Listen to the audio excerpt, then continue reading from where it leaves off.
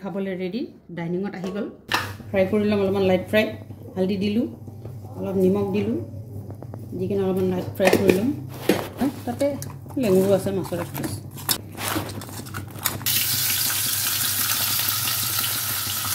fry কৰি লওঁ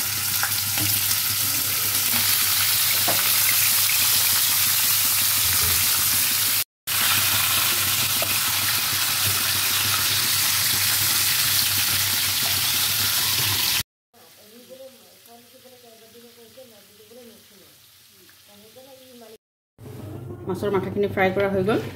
অলপ লাইট ফ্ৰাই কৰিছোঁ বেছি কাঢ়া কৰা নাই এতিয়া মই মছলা ৰেডি কৰিম ইয়াৰ তেল দিলোঁ অলপ ফোৰণৰ কাৰণে সৰিয়হ অকণমান দি দিলোঁ কলা সৰিয়হ পিঁয়াজ দুটা কাটি লৈছিলোঁ দিলোঁ অলপ ভাজি লওঁ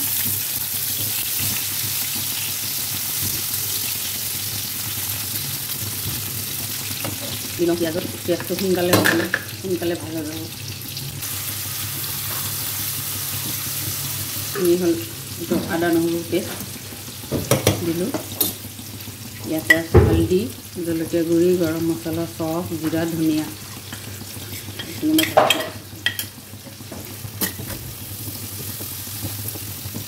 পিঁয়াজ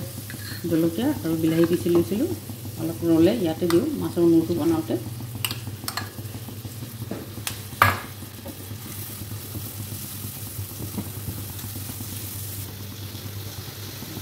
পিঠা মছলাৰ পানী দিছিলোঁ অলপ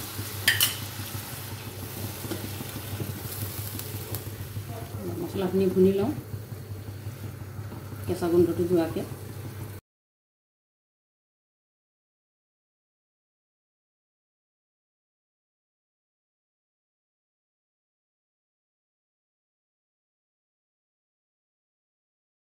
জলকীয়া ওপৰৰ পৰা কাটি দিছোঁ দিলোঁ মাছৰ প্লেটখনতে লৈ পেলাই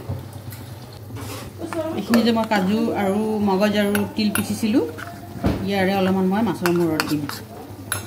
এইখিনি দিম মই কমকৈ ইয়াৰ টেষ্টটো বেলেগ হ'ব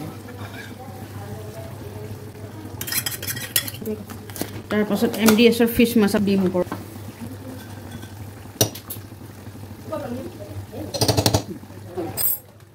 আমাৰ এইখিনি অকণমান সিজিবলৈ দিওঁ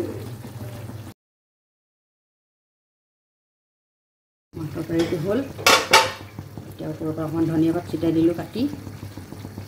চেণ্টটো ধুনীয়া আহিব এতিয়া নমাব পৰা হৈ গ'ল আৰু খাবলৈ ৰেডি ডাইনিঙত আহি গ'ল ডাইনিঙত খাবলৈ ৰেডি হৈ গৈছে আমাৰ মাছৰ তৰকাৰী আপোনালোকে খাই চাব বনাই পেলাই এনেকৈ ৰান্ধি পেলাই